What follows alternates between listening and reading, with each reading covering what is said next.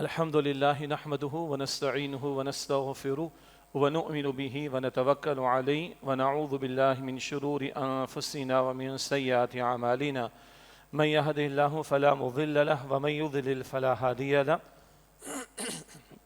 وأشهد أن لا إله إلا الله وحده لا شريك له وأشهد أن محمدا عبده ورسوله صلى الله عليه وعلى آله وأصحابه وبارك وسلم تسليما كثيرا فإن خير الحديث كتاب الله وخير الهدي هدي محمد صلى الله عليه وسلم وشر الأمور محدثاتها وكل محدثة بدعة وكل بدعة ضلالة وكل ضلالة في النار أو كما قال رسول الله صلى الله عليه وآله وسلم أما بعد أعوذ بالله من الشيطان الرجيم بسم الله الرحمن الرحيم لقد كان لكم في رسول الله أسوة حسنة لمن كان يرجو الله واليوم الآخر وذكر الله كثيرا صدق الله العظيم اللهم صل وسلم على نبينا محمد رب اشرح لي صدري ويسر لي أمري واحلل عقدة من لساني يفقهوا قولي واجعل لي وزيرا من أهلي آمین یا رب العالمین۔ سورۃ الاحزاب کی آیت نمبر 21 بہت معروف ہے، نبی اکرم صلی اللہ علیہ وسلم کے اسوہ حسنہ کے بیان کے حوالے سے ارشاد ہوا ہے کہ لقد کان لکم فی رسول اللہ اسوۃ حسنہ، یقیناً تمہارے لیے رسول اللہ صلی اللہ علیہ وسلم کی زندگی میں بہترین اسوہ، بہترین نمونہ موجود ہے، لمن کان یرجو اللہ والیوم الآخر، مگر اس کے لیے کہ جو اللہ اور آخرت کے دن کی امید رکھتا ہے، اللہ پر ایمان ہے، آخرت کا یقین ہے، وَذَكَرَ اللَّهَ كَثِيرًا، اور وہ کثرت سے اللہ سبحانہ وتعالیٰ کا ذکر کرتا ہو۔ عام طور پر ماہ ربیع الاول میں اس آیت کریمہ کی تلاوت کا اہتمام ہوتا ہے اور کچھ اس کے تعلق سے کلام بھی ہوتا ہے۔ البتہ یہ اسوہ حسنہ کا معاملہ زندگی کے تمام گوشوں، تمام امور کے لیے ہے۔ اللہ تعالیٰ کی منشا کیا ہے، اللہ تعالیٰ کی رضا کس میں ہے، وہ اللہ کے رسول سے معلوم ہوگا صلی اللہ علیہ وسلم۔ اور اللہ تعالیٰ نے یہاں تک فرمایا ہے سورہ نساء کی آیت نمبر 80 میں کہ مَن یُطِعِ الرَّسُولَ فَقَدْ أَطَاعَ اللَّهَ، جس نے رسول اللہ صلی اللہ علیہ وسلم کی اطاعت کی اسی نے اللہ سبحانہ وتعالیٰ کی اطاعت کی۔ پھر اللہ تعالیٰ نے اپنی محبت کے دعوے کے لیے اتباع رسول کا ثبوت مانگا ہے۔ سورہ آل عمران کی آیت نمبر 31 ہے، ارشاد ہوا کہ قُلْ إِن كُنتُمْ تُحِبُّونَ اللَّهَ فَاتَّبِعُونِي يُحْبِبْكُمُ اللَّهُ وَيَغْفِرْ لَكُمْ ذُنُوبَكُمْ۔ اے نبی علیہ السلام ان سے فرما دیجئے لوگو، اگر تم اللہ سے محبت کرنا چاہتے ہو تو میری یعنی رسول اللہ علیہ السلام کی اتباع کرو، پیروی کرو، فٹ سٹیپس کو فالو کرو، تو اللہ تم سے محبت فرمائے گا اور تمہارے گناہوں کو بخش دے گا۔ تو اللہ کے رسول کا اسوہ قیامت تک کے لیے محفوظ، جامع ترین ہے، ہمگیر ترین ہے، موسٹ کمپریہنسو ہے، موسٹ پریزروڈ ہے، اور قیامت تک کے لیے اس میں رہنمائی ہے۔ اللہ کی اطاعت کے لیے بھی اللہ تعالیٰ کے رسول علیہ السلام کی اطاعت کا تقاضا ہے، اور اللہ کی محبت کے دعوے کے لیے اللہ کے رسول کی اتباع یعنی پیروی کا ثبوت ہم سے مانگا گیا ہے۔ بہرحال یہ چند باتیں تو یاد دہانی کی تھیں۔ آج کی نشست میں چند عنوانات کے تحت نبی اکرم صلی اللہ علیہ وسلم کی سیرت سے کچھ واقعات یا کچھ اعمال کا تذکرہ کرنا مقصود ہے، تاکہ ہمارے اندر بھی عمل کا جذبہ پیدا ہو، اور محبت جو حضور علیہ السلام سے ہے وہ بھی تقاضا کرتی ہے کہ آپ کی اتباع ہو۔ جامع ترمذی کی روایت ہے، آپ نے فرمایا کہ من احب سنتی فقد احبنی، جس سے میری سنت سے محبت کی یقیناً اس نے مجھ سے محبت کی۔ ومن احبنی کان معی فی الجنہ، اور جس نے مجھ سے محبت کی وہ میرے ساتھ جنت میں ہوگا۔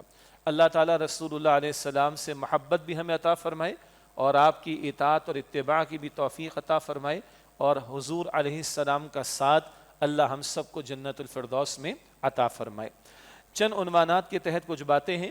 کچھ عرصے پہلے ایک موضوع یا ایک عنوان کے تحت یہ گفتگو میں نے کی تھی، اسوہ رسول صلی اللہ علیہ وسلم سے 100 جھلکیاں۔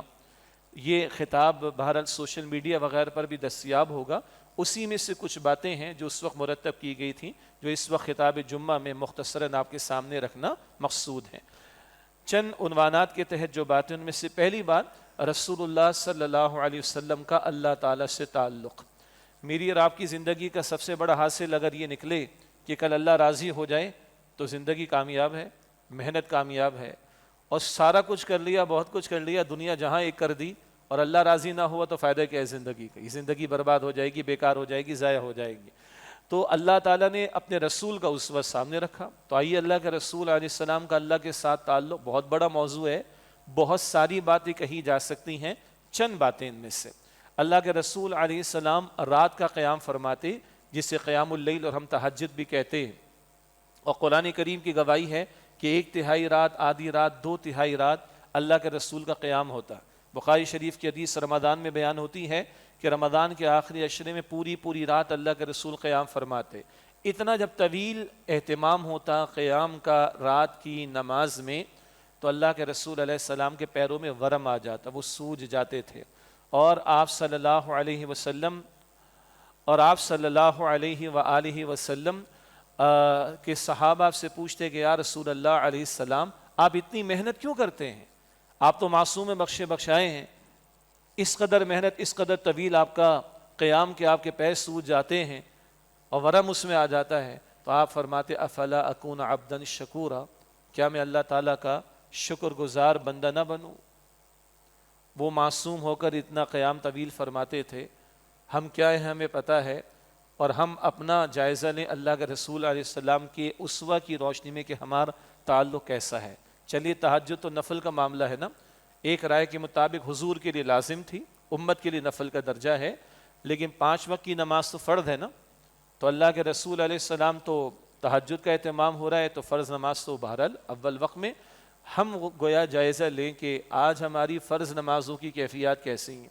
ماہ ربیع الاول کا مہینہ بھی ہوگا، 12 ربیع الاول کی چھٹی بھی ہوگی، بہت ساری تقاریب بھی ہوں گی، پروگرامز بھی ہوں گے، اور اس میں بہت کچھ خلاف شریعت بھی ہو رہا ہے. اور اچھی بات ہے کہ اب تمام مکاتب فکر کے علماء کی طرف سے باتیں آ رہی ہیں. اللہ کے رسول کا نام لے رہے ہو اور عشاء کی نماز ضائع، فجر کی نماز ضائع. اللہ کے رسول کا نام لیتے ہو، چوری کی بجلی استعمال ہو رہی. اللہ کے رسول کا نام لے رہے ہو، بے پردگی کا معاملہ چل رہا ہے. اللہ کے رسول کا نام لیتے ہو، مرد عورت کا آزاد اختلاط ہے. اللہ کے رسول علیہ السلام کا نام لیتے ہو اور باہر خانہ کعبہ اور مسجد نبی کے ماڈل بنا رکھے ہیں، لوگ وہاں پر ڈانس کر رہے ہیں. انا للہ و انا الیہ راجعون.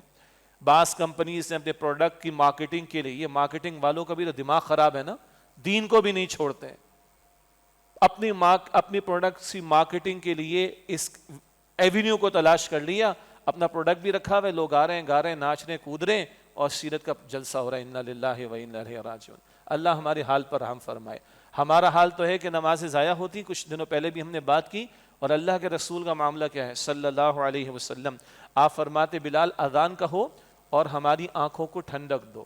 اور آپ فرماتے کہ قرۃ عینی فی الصلاۃ، میری آنکھوں کی ٹھنڈک جو ہے وہ اللہ تعالیٰ نے نماز میں رکھ دی ہے. اور اللہ کے رسول علیہ السلام بہت کم ملتا ہے کہ دعائے ضرر کسی کے لیے کرتے ہوں. یہ بڑے اچھے محتاط الفاظ ہیں. دعائے ضرر کا مطلب ہے کسی کے لیے نقصان کی دعا کرنا، جسے ہم بد دعا کہتے ہیں. طائف کا معاملہ ہمارے سامنے ہے، وہاں حضور نے دعائے ضرر نہیں کی ہے، اور بہت سے مواقع بیتے ہیں مگر دعائے ضرر یعنی نقصان کی دعا، یعنی جسے ہم بد دعا کہتے ہیں، حضور نے نہیں کی ہے.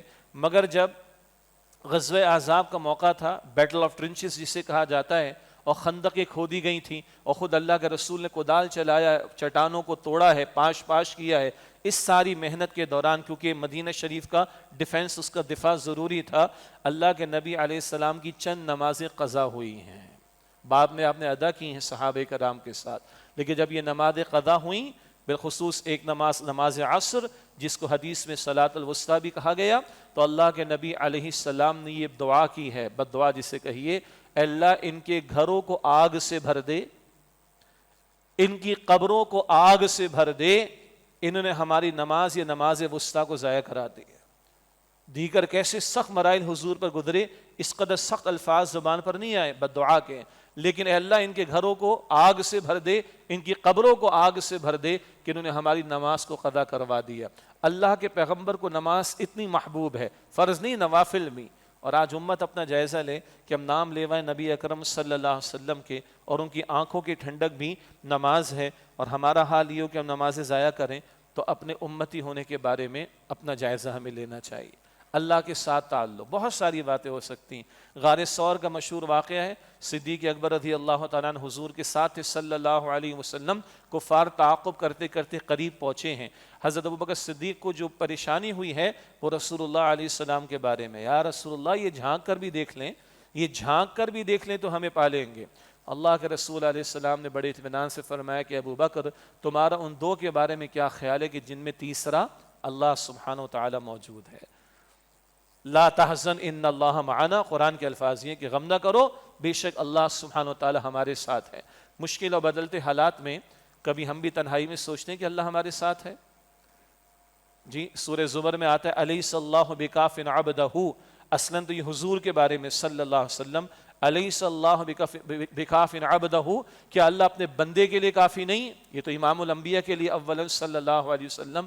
ایک بندہ مومن بھی سوچے مشکل حالات چاہے گھر میں آ جائیں، اجتماعی طور پر آ جائیں، کہ اللہ تعالی ہمارے لیے کافی نہیں ہے؟ اللہ کی ذات پر یقین، اللہ پر توکل کا معاملہ، یہ غار ثور کے واقعے سے اللہ کے رسول ہمیں سکھا رہے ہیں۔ اسی طرح اللہ کے ساتھ مستقل تعلق کے حوالے سے اللہ کے رسول نے مستقل دعائیں ہمیں تعلیم کی ہیں مختلف اوقات کی، صبح بیدار ہونے سے لے کے رات کو سونے تک کی بہت ساری دعائیں ہیں۔ اچھا ہمارا خیال یہ کہ یہ بچوں کی یاد کرنے کی، ہمارے بچے مدرسے جاتے ہیں بھائی، بچوں نے 20 دعائیں یاد کر لیں، ہمارا بچہ اسکول جاتا ہے، ٹیگ لگا ہوا ہے اسلامک اسکول، اور بچے نے 20 دعائیں یاد کر لی ہیں۔ انا للہ و انا الیہ راجعون، انا للہ اس بات پر پڑھ رہا ہوں کہ یہ ہم نے بچوں کو ایلوکیٹ کر دی ہیں، یہ دعائیں رسول اللہ کے معمولات میں صلی اللہ علیہ وسلم، یہ اللہ کے پیغمبر نے ہمیں سکھائی ہیں۔ صبح بیدار ہونے سے لے کے رات کو سونے تک درمیان میں بہت سارے معمولات ہیں، یہ مستقل دعائیں اللہ کے نبی نے جو سکھائیں، یہ اللہ سے تعلق کا مستقل ذریعہ ہیں۔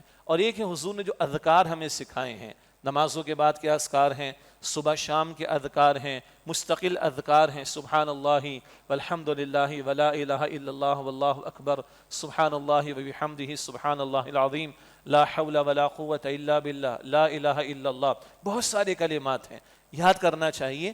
یہ کلمات، یہ اذکار اور یہ مسنون دعائیں، یہ مستقل نبی علیہ السلام نے ہمیں طریقہ بتا دیا اللہ تعالیٰ کے ساتھ تعلق کا۔ اسی طریقے پر اللہ کے پیغمبر صلی اللہ علیہ وسلم کا اللہ سے محبت کا معاملہ، اور اللہ کی طرف جب آپ وصال فرما کر جا رہے ہیں تو اس وقت کی کیفیت کا معاملہ۔ حضور نے فرمایا کہ پہلے ایک حدیث سنے پھر اگلا بیان آئے گا۔ حضور نے فرمایا کہ جس کسی نے مجھ پر احسان کیا ہے میں نے اس کے احسان کا بدلہ چکایا سوائے ابو بکر کے رضی اللہ عنہ۔ جس کسی نے احسان کیا میں نے اس کے احسان کا بدلہ چکایا سوائے ابو بکر کے، اللہ ہی عطا فرمائے گا۔ لیکن پھر حضور فرماتے دوسری حدیث میں، اگر میں کسی کو خلیل، اپنا تنہائی کا دوست بناتا تو ابو بکر کو بناتا،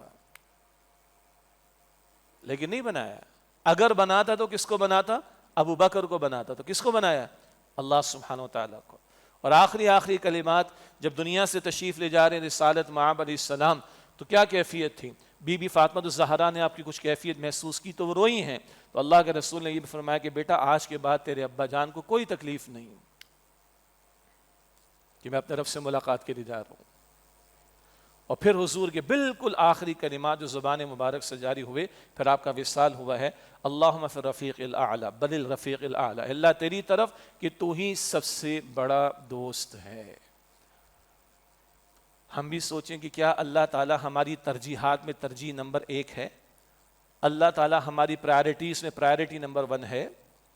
ہماری محبت کا معاملہ، محنتوں کا معاملہ سب سے بڑھ کر اللہ کے لیے ہے؟ سورہ انعام کی آیت نمبر 162 قربانی کی دعا کے موقع پر بھی ہم پڑھتے ہیں، ان صلاتی و نسکی و محیای و مماتی للہ رب العالمین، بے شک میری نماز و میری قربانی اور میرا جینا اور میرا مرنا سب اللہ سبحانہ و تعالیٰ کے لیے جو تمام جہان والوں کا رب ہے۔ اللہ ہمیں غور کرنے اور حضور علیہ السلام کی پیروی کرتے ہوئے اللہ تعالیٰ سے تعلق کی مضبوطی کی توفیق عطا فرمائے۔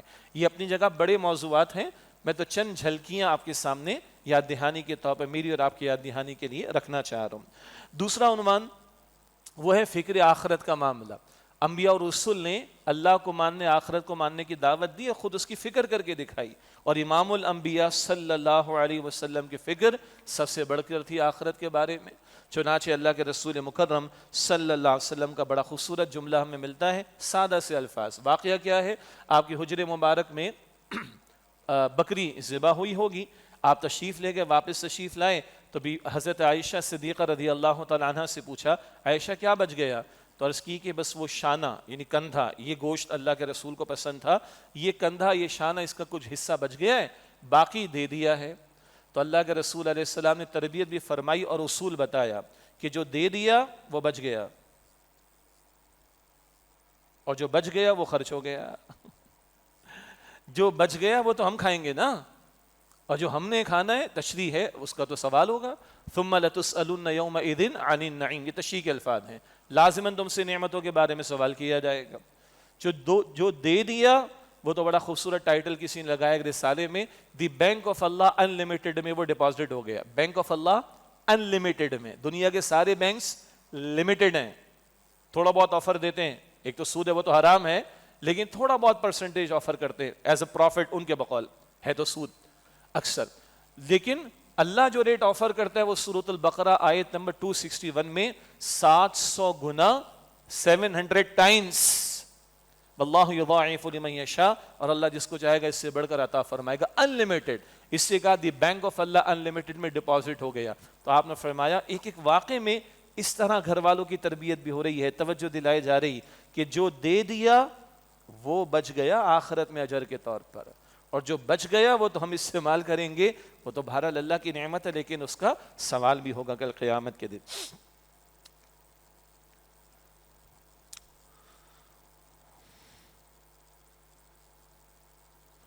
جی اگلا واقعہ ہے کہ اللہ کے رسول مکرم علیہ السلام اپنے حجرے میں ایک روایت کے مطابق ٹاٹ پر یا بوری پر آرام فرما رہے تھے، اور آپ کے جسم پر تیبند تھا، اور اس ٹاٹ یا بوری کے نشانات آپ کے جسم اطہر پر۔ تو حضرت عمر رضی اللہ تعالیٰ حجرے میں داخل ہو، اور جب یہ کیفیت دیکھی ان کی آنکھوں میں آنسو۔ اے اللہ کے رسول، یہ قیصر و کسریٰ، یہ روم اور ایران کے بادشاہ، یہ مشرک، یہ کافر، یہ اللہ کے باغی اور سرکش، یہ محلات میں اور مخملی بستروں پر رہتے ہیں، سوتے ہیں، عیاشیاں کرتے ہیں، اور آپ اللہ کے رسول اور آپ کی یہ کیفیت، یہ آپ کا لیونگ سٹینڈرڈ ہے؟ تو اللہ کے رسول علیہ السلام نے پھر تربیت فرمائی، اے عمر تم اس پر راضی نہیں کہ ان لوگوں کو دنیا مل جائے، تم اس پر راضی نہیں ہو کہ ان کو دنیا مل جائے اور ہمیں آخرت مل جائے۔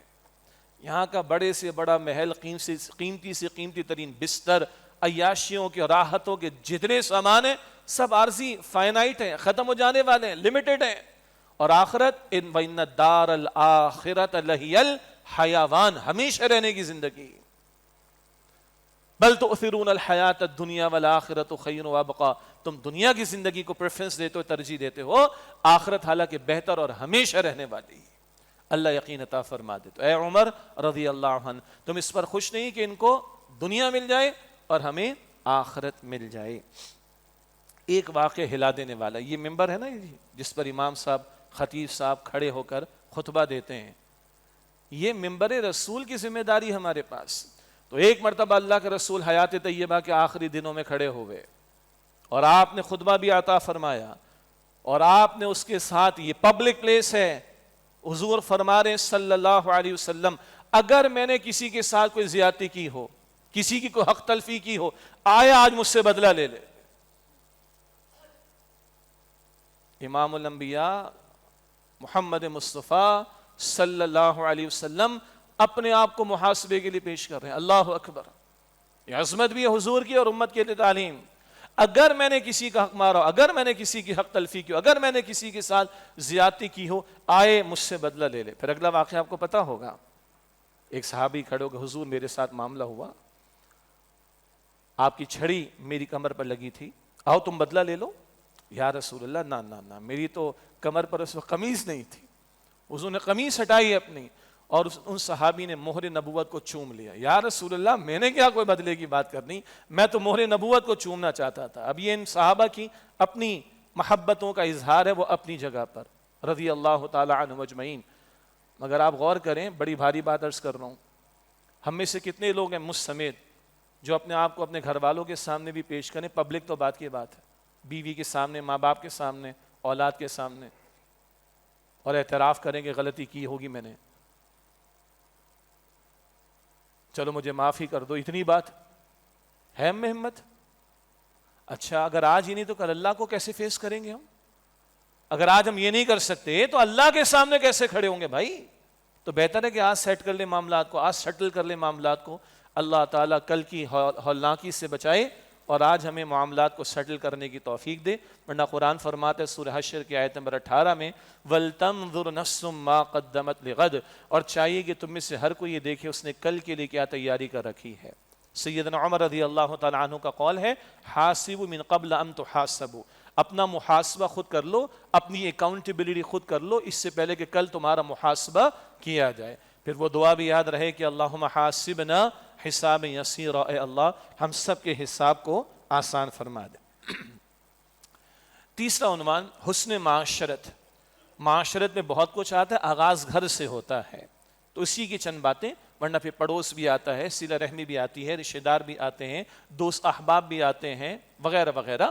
لیکن حسن معاشرت میں سے گھر والے پہلو کی چند باتیں. ہم احادیث کا مطالعہ کرتے ہیں، سیرت کا مطالعہ کرتے ہیں تو گواہیاں گھر سے آتی ہیں. حضرت خدیجہ رضی اللہ تعالی عنہ کی گواہی آتی ہے پہلی وحی کے موقع پر، جب حضور علیہ السلام پر یہ پہلا تجربہ ہوا اور پہلی وحی کا نزول ہوا تو آپ اماں خدیجہ کے پاس آئے رضی اللہ تعالی عنہ. اس میں بڑی حکمتیں ہیں اور آپ نے فرمایا کہ زملونی زملونی دثرونی دثرونی، مجھے کمبل اڑا دو یا کچھ اڑا دو، مجھے کچھ اڑا دو، مجھے کچھ اڑا دو. اور پھر حضور کو کچھ کیفیت طاری ہوئی تو آپ نے کچھ اظہار فرمایا تو اماں خدیجہ نے آپ کو تسلی دی. اللہ ہرگز آپ کو ضائع نہیں فرمائے گا، آپ تو صلہ رحمی کرتے ہیں، کمزوروں کا بوجھ اٹھاتے ہیں، یتیموں کے ساتھ بھلا سلوک کرتے ہیں، رشتہ داروں کا حق ادا کرتے ہیں.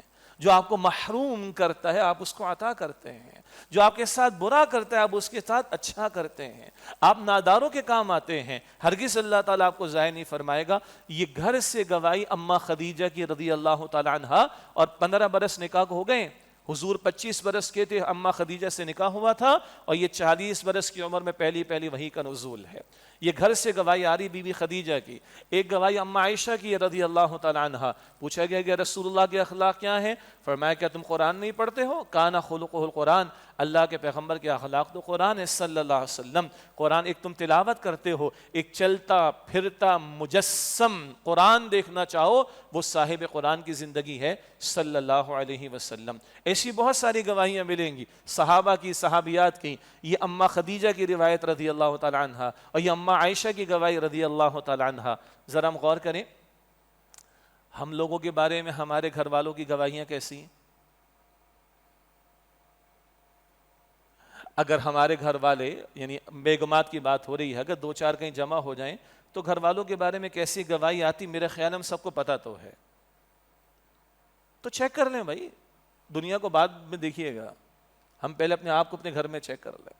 یہ گواہیاں رسول اللہ علیہ الصلوۃ والسلام کے گھر سے آ رہی ہیں. یہ حسن معاشرت ہے نا حضور کا، یہ گھر میں بھی کردار موجود ہے تبھی تو گھر سے گواہی آ رہی. اسی طرح ایک اہم معاملہ، ہمارے ہاں بھی بیٹیاں پیدا ہوتی ہیں، اللہ کی نعمت ہے بیٹے بھی اور اللہ کی رحمت ہے بیٹیاں بھی، مگر ہمارے ہاں جہالت 14 صدیوں پرانی والی بھی اپنے مختلف شیڈز کے ساتھ ترقی یافتہ شکلوں میں نظر آ رہی ہے. ہمارے ہاں جہالت 1400 برس پرانی والی اپنی ترقی یافتہ شیڈز کے ساتھ اس دور میں دکھائی دے رہی. اب بھی کچھ گھرانوں میں یا کئی مرتبہ بہت سے علاقوں میں بیٹیوں کی پیدائش پر منہ بن جاتا ہے. بنیادی بات ہے کہ ہم نے نکاح کے مسئلے کو مشکل بنا ڈالا اور گاؤں دیہاتوں یا وڈیروں کے ہاں تصور ہے کہ جناب ہم نے جھکنا نہیں ہے کسی کے سامنے، بیٹی کسی کو دیں گے تو داماد بنانا کسی کو تو گردن جھک جائے گی ہماری. یہ فضول کی باتیں لیکن یہ تصورات ہیں. بیٹیوں کی پیدائش پر منہ جاہل مشرکوں کے ہاں بھی بنتے تھے، آج بھی بنتے ہیں. اسی جاہل لوگوں کے معاشرے کے دوران میں امام الانبیاء کو اللہ تعالیٰ نے بھیجا نا صلی اللہ علیہ وسلم دعوت کے لیے، محنت کے لیے. وہاں کیا ہوا؟ اللہ کے پیغمبر صلی اللہ علیہ وسلم کے ہاں ایک بیٹی کی ولادت ہوئی. خادمہ نقل کرتی ہے حضور کعبہ شریف کے پاس تھے، میں نے جا کر حضور کو بشارت دی، خوشخبری سنائی کہ بی بی خدیجہ کو اللہ نے بیٹی عطا فرمائی. وہ اللہ کی بندی کہتی کہ حضور کا چہرہ گلاب کے پھول کی طرح کھل اٹھا اور آپ نے اللہ کا شکر ادا کیا اور آپ وہاں سے دوڑے دوڑے گھر کی طرف گئے اور آپ نے بیٹی کو لے کر سینے سے لگایا اور اس کو چوما اور چومتے رہے اور سینے سے لگائے رکھا اور اللہ تعالیٰ کا شکر ادا کیا. یہ امام الانبیاء کی بات ہے صلی اللہ علیہ وسلم. آپ نے یہ بھی فرمایا کہ اگر ترجیح دینے کی اجازت ہوتی پریفرنس کی اجازت ہوتی، ترجیح دینے کی اجازت ہوتی اولاد میں، تو میں بیٹیوں کو بیٹوں پر ترجیح دیتا. لیکن بہرحال دونوں اللہ کی نعمتیں. مگر ہمارا ماحول دیکھیں اور سورہ نحل آیت نمبر 58-59 پڑھیں تو وہاں مشرکوں کا ذکر آتا ہے. جب ان کے ہاں بیٹی کی ولادت کی خوشخبری ملتی ہے چہرے سیاہ پڑ جاتے ہیں. اب وہ سوچتا ہے کہ اس کو اٹھائے پھرتا رہے ذلت کے ساتھ یا زمین میں گاڑ ڈالے اس کو، معاذ اللہ، استغفر اللہ. اس ماحول میں یہ امام الانبیاء صلی اللہ علیہ وسلم کی کیفیت. اسی طرح گھر میں جہاں خوشی آتی ہے وہاں غم کا معاملہ بھی آتا ہے. اللہ کے پیغمبر علیہ السلام ان کیفیات سے بھی گزرے، اور اللہ کے پیغمبر علیہ السلام کے ایک بیٹے کا انتقال ہوتا ہے جناب ابراہیم کا، تو اللہ کے پیغمبر علیہ السلام کی آنکھوں میں آنسو بھی ہیں. اور آپ نے کیا خوبصورت توازن پر مبنی جملے عطا فرمائے کہ آنکھ آنسو بہاتی ہے اور دل غمگین ہے، اور بیٹا تیری جدائی پر ہمیں افسوس ہے. یہ باپ کی شفقت بھی تو ہے، باپ کی محبت بھی تو ہے. تو آنکھ آنسو بہاتی ہے، دل غمگین ہے، اور بیٹا تیری جدائی پر ہمیں افسوس ہے، لیکن زبان پر وہی ہوگا جس سے اللہ تعالیٰ راضی ہو جائے، جس سے اللہ راضی ہو جائے. شکوہ نہیں، شکایت نہیں. کیا توازن ہے؟ بیٹے کی محبت کا بھی اظہار، باپ کی شفقت کا بھی اظہار، اور اللہ کی رضا پر راضی رہنے کا بھی اظہار. یہ چند جملوں میں پورا توازن بھرا اسوہ ہمارے سامنے ہے. لقد کان لکم فی رسول اللہ اسوۃ حسنہ. اگلی بات تو مردوں کے لیے بڑی مشکل بھاری ہو جاتی ہے، اور وہ حسن معاشرت میں حضور علیہ السلام کا گھر میں رہتے ہوئے گھر کے کاموں کو بھی انجام دینے کا ذکر ہے. پوچھا گیا حضرت عائشہ سے رضی اللہ عنہا کہ گھر میں کیسے رہتے ہیں حضور علیہ السلام؟ تو آپ نے فرمایا ایک عام انسان کی طرح رہتے، کچھ آرام بھی کرتے ہیں، رات کو نوافل بھی ادا کرتے ہیں، گھر والوں سے گفتگو بھی کرتے ہیں، اور ان کی حاجات کو پورا کرنے کی کوشش بھی کرتے ہیں، اور ان کے کاموں میں ہاتھ بھی بٹاتے ہیں. پانی کا گلاس تو لے کر اٹھ کر پی لیا پانی، برتن سمیٹ دیا، بکری اگر کبھی ہے تو دودھ نکال لیا، کوئی ٹانکا لگانا ہے جوتے کے اندر تو لگا لیا. ہم لوگ اگر ہمیں معلوم ہو کہ کوئی مرد گھر میں یہ کام انجام دے رہا ہے تو ہم لوگ کیا کہتے آئے ہیں اس کو؟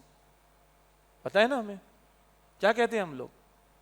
زن مرید کہتے ہیں اسے، جوروں کا غلام کہتے. شرم آتی ہے کہ نہیں؟ ہم کتنے بغیرت ہیں. کہاں جائے گی ضرب؟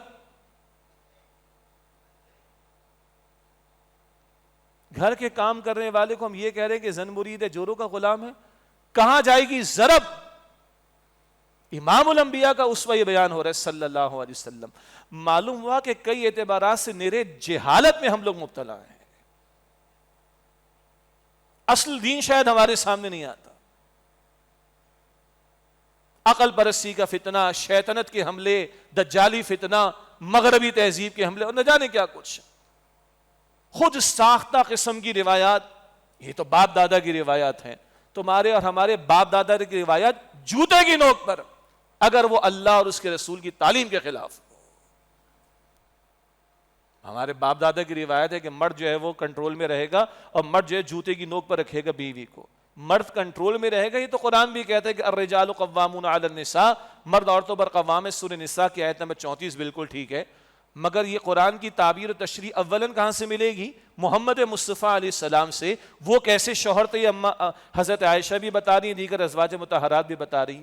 یہ اگر ہمارے علم میں ہو تو پھر تو کوئی 100 مرتبہ سوچے گا کہ زن مرید کہے اور جوروں کا غلام کہے. انا للہ و انا الیہ راجعون.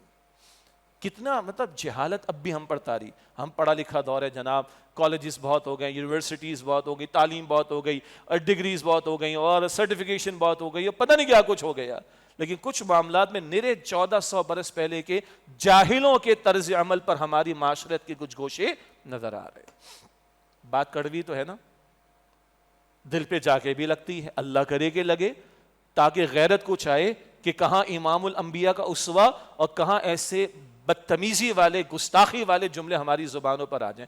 کوئی حضور کے تعلق سے معاذ اللہ نہیں کہتا، لیکن سوچے کہ ضرب کہاں جائے گی تو لگ پتہ جائے بندے کو. احتیاط کرنی چاہیے. تو ام عائشہ رضی اللہ تعالی عنہ فرماتی کہ عام انسان کی طرح گھر میں رہتے، اور آپ صلی اللہ علیہ وآلہ وسلم گھر والوں کے کام کاج میں ان کا ہاتھ بھی بٹایا کرتے تھے صلی اللہ علیہ وسلم. یہ میں نے آپ کے سامنے تیسری بات رکھی تھی. یہ تو بہت بڑا موضوع ہے، گھر کی زندگی کے بارے میں، خوشی غمی کے بارے میں، معاملات کے بارے میں، اولاد کے بارے میں، بیویوں کے بارے میں، پڑوس کے بارے میں، رشتہ داروں کے بارے میں، دوستوں کے بارے میں، ساتھیوں کے بارے میں، بہرحال اشارتاً باتیں، تاکہ شوق پیدا ہو ہم اللہ کے رسول علیہ السلام کی سیرت کا مطالعہ کریں۔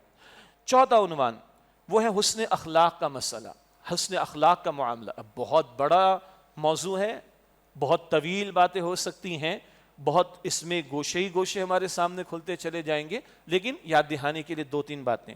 اللہ کے رسول علیہ السلام کا تذکرہ ہے، ایک غزوہ یا کسی سفر کا موقع تھا، غزوے کے لیے کسی اور حوالے سے سفر کا موقع تھا، کہیں پڑاؤ ڈالا گیا تو کھانے کا وقت آیا، کسی نے کہا کہ بکری میں ذبح کروں گا، کسی نے کہا کھال میں اتاروں گا، کسی نے کہا کہ کھانا میں تیار کر دوں گا، تو اللہ کے رسول علیہ السلام نے فرمایا کہ لکڑیاں میں لے کر آؤں گا۔ جیسے ہی اللہ کے رسول نے جملہ ارشاد فرمایا تو یقیناً سارے صحابہ کھڑے ہو گئے ہوں گے، نہیں نہیں یا رسول ہم کریں گے۔ آپ نے فرمایا کہ نہیں، میں اپنے لیے کسی کو پریولیج، کوئی امتیازی قسم کا معاملہ نہیں چاہتا، کوئی چھری سے بکری ذبح کرے، کوئی اس کی کھال اتارے، کوئی کھانا تیار کرے، میں بیٹھا رہوں، نہیں، میں جا کے لکڑیاں لے کر آؤں گا۔ بہرحال اس سے بہت کچھ سیکھنے کو ہے، ٹیم ورک کسے کہا جاتا ہے، لیڈرشپ کسے کہا جاتا ہے، وہ نکال لیجئے گا اس میں سے، اور نکالتے لوگ اس میں سے۔ یہ تو اسوہ ہے اللہ کے رسول علیہ السلام کا، اپنے لیے کوئی امتیازی شان پسند نہیں فرمائی آپ نے صلی اللہ علیہ وسلم، اور خود آگے بڑھ کر اپنے آپ کو آپ نے پیش کیا کہ لکڑیاں میں لے کر آؤں گا۔ ایک بڑی پیاری بات ہمیں ملتی ہے اللہ کے رسول علیہ السلام کے بارے میں، اکثر صحابہ فرماتے ہیں کہ اللہ کے رسول سے بڑھ کر مسکراتا چہرہ کسی کا نہیں تھا۔ البتہ مسکرانا ایک شے ہے، اور قہقہ مار کر ہنسنا یہ دوسری بات ہے۔ تو قہقہ لگا کر بلند آواز سے منہ پھاڑ کر ایسا معاملہ حضور کا نہیں تھا صلی اللہ علیہ وسلم۔ مسکراہٹ زیادہ سے زیادہ حضور کی کیا تھی؟ سامنے کے چند دانت نظر آتے تھے بس، لیکن اللہ کے رسول علیہ السلام کی فکر بھی ہوتی۔ وہ رات کی تنہائی کا معاملہ ہوتا، وہ اللہ کے سامنے رونا ہوتا، اور رات کا رونا کیسا ہوتا؟ تہجد کے موقع پر کہ گویا ہانڈی ابل رہی ہو چولہے کے اوپر، یہ کیفیت اللہ کے رسول کی رات کی تھی صلی اللہ علیہ وسلم۔ وہ غم کا اظہار اللہ کے سامنے، وہ رونا اللہ کے سامنے، وہ فکر کا اظہار اللہ کے سامنے۔ لیکن عموم کے اعتبار سے، عام معمولات کے اعتبار سے، اکثر صحابہ کہتے ہیں کہ حضور سے بڑھ کر مسکراتا چہرہ ہم نے کسی کا نہیں دیکھا۔ پھر اکثر صحابہ یہ کہتے ہیں، اور آج ہمارا یہ جو اسمارٹ فون اور موبائل فون کا ایک مسئلہ پیش آ گیا، اس کے اعتبار سے بھی بڑی رہنمائی اگلی بات میں ہے۔ وہ کیا ہے؟ اکثر صحابہ کہتے ہیں کہ جب میں ایک صحابی الگ الگ روایت میں، جب میں اللہ کے رسول سے ملتا صلی اللہ علیہ وسلم تو آپ اس طرح پوری توجہ سے مجھے دیکھتے کہ لگتا کہ اس پوری دنیا میں مجھ سے زیادہ آپ کو کوئی محبوب نہیں صلی اللہ علیہ وسلم۔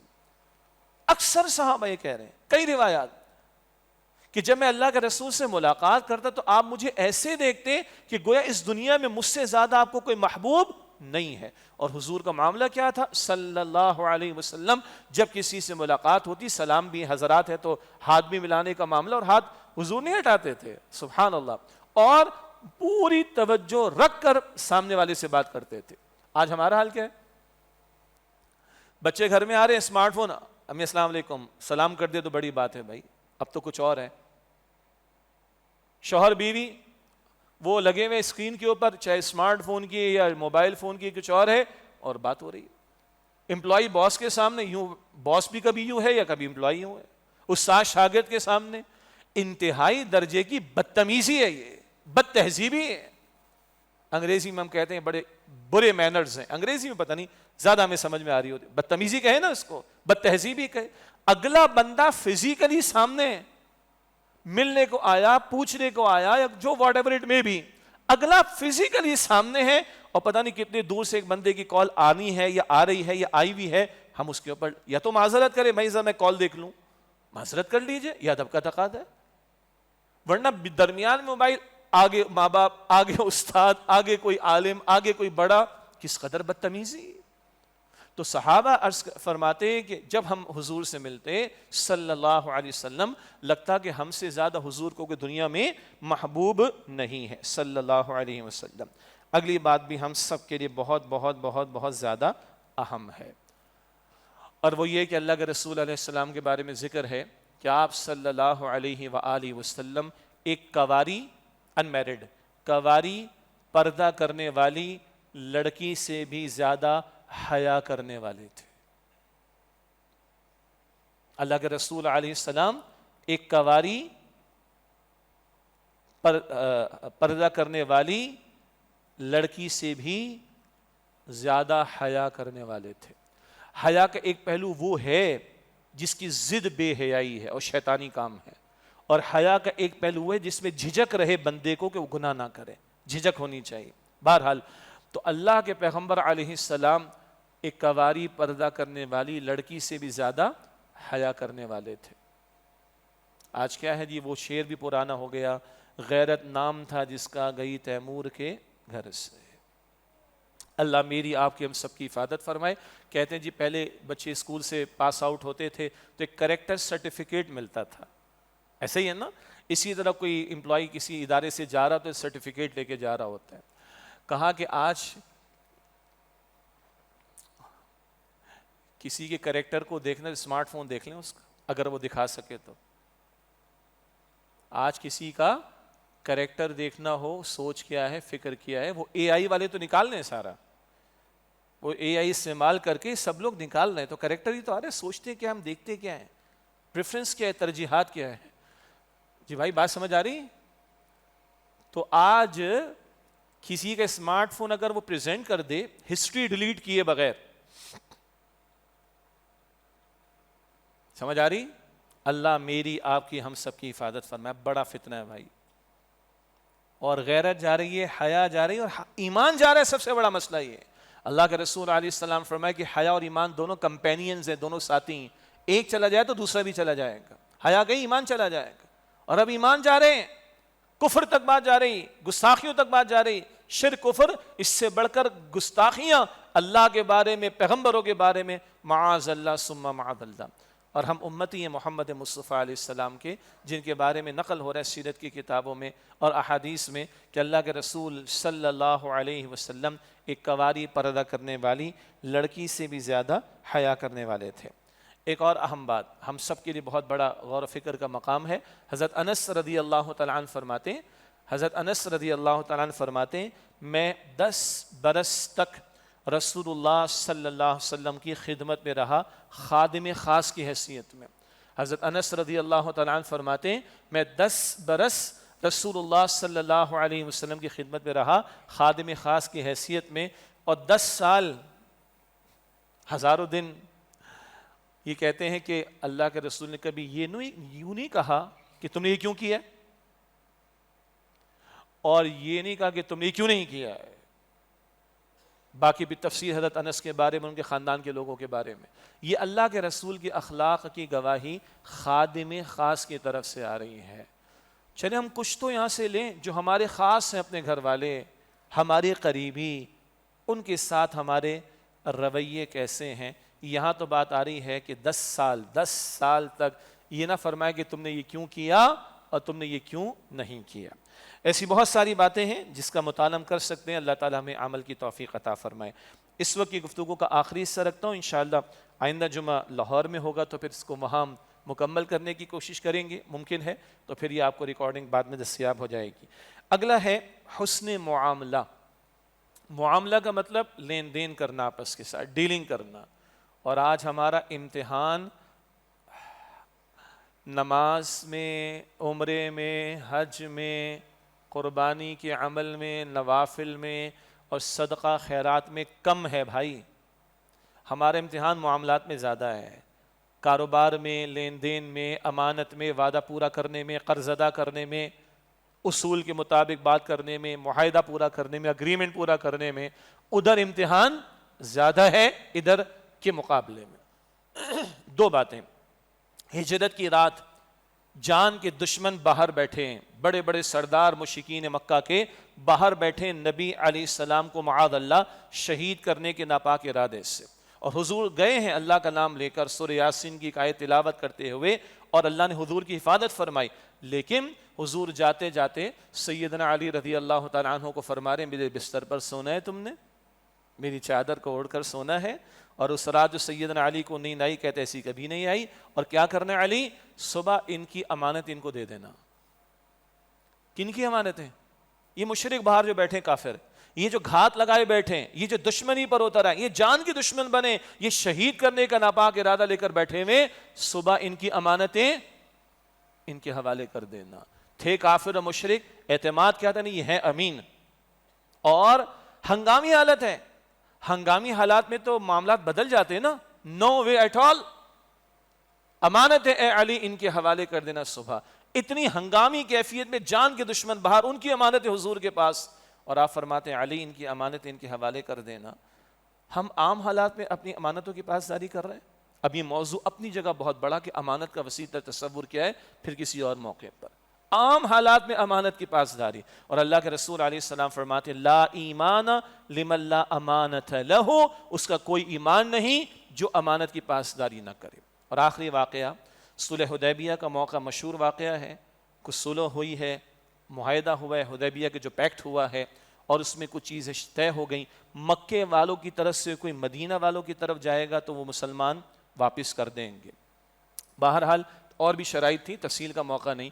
یہ صلح ہو رہی ہے، بھی شرائط طے ہو رہی ہیں، ابھی تو طے ہو رہی نا، ایگزیکیوشن تو بعد میں ہوگی، عمل درآمد تو بعد میں ہوگا۔ بالکل اسی دوران میں ابو جندل رضی اللہ تعالی عنہ یہ مشرکین کی قید میں تھے، اور کسی طرح زخمی حالت میں آ گئے، یا رسول اللہ مجھے اپنے ساتھ لے جائیے۔ آپ سوچئے کہ 1400 صحابہ حضور کے ساتھ موجود ہیں، اور اپنے بھائی کو دیکھیں اس کیفیت میں، تو کیا دل پر بیتی ہوگی؟ یا رسول اللہ مجھے لے جائیے۔ آپ فرماتے ہیں ابو جندل میں وعدہ دے چکا ہوں، میں معاہدہ کر چکا ہوں۔ ہم جیسا کوئی ہوتا نا کیا کہتا؟ ہاں جی چلو میرے ساتھ۔ ان سے کہتے بھائی ابھی تو سائن آف ہوا ہے نا، ابھی ہم اپنے گھروں کو واپس جائیں گے، تم اپنے گھروں کو واپس جاؤ، ایگزیکیوشن تو بعد میں ہوگی۔ ہم شاید یہ وے آؤٹ، اور ہم بڑے ہوشیار لوگ ہیں بھائی، کیا کیا نقطے نکال لیتے ہیں۔ وہ تو مقدمے لڑنے والوں سے جا کے کو پوچھے، لیکن نہیں، امام الانبیاء صلی اللہ علیہ وسلم I give my words، میں وعدہ کر چکا ہوں، تم جاؤ، اللہ تمہارے لیے سبیل پیدا کرے۔ اور اللہ نے سبیل پیدا کی ان کے لیے اور دیگر صحابہ کے لیے، وہ واقعہ تفصیلی، لیکن اس کیفیت میں بھی اپنے وعدے کی تکمیل حضور نے کی ہے۔ اور ہم لوگ کیا کہتے ہیں؟ وہ وعدہ ہی کیا جو ہاں وفا ہو جائے۔ یہ ہم ہیں امتی، وعدے کو ہم چٹکیوں میں اڑا دیتے ہیں، اور یہ امام الانبیاء ہیں، اس کیفیت میں بھی وعدے کو نبھا رہے ہیں صلی اللہ علیہ وآلہ وسلم۔ وآخر دعوانا ان الحمد للہ رب العالمین۔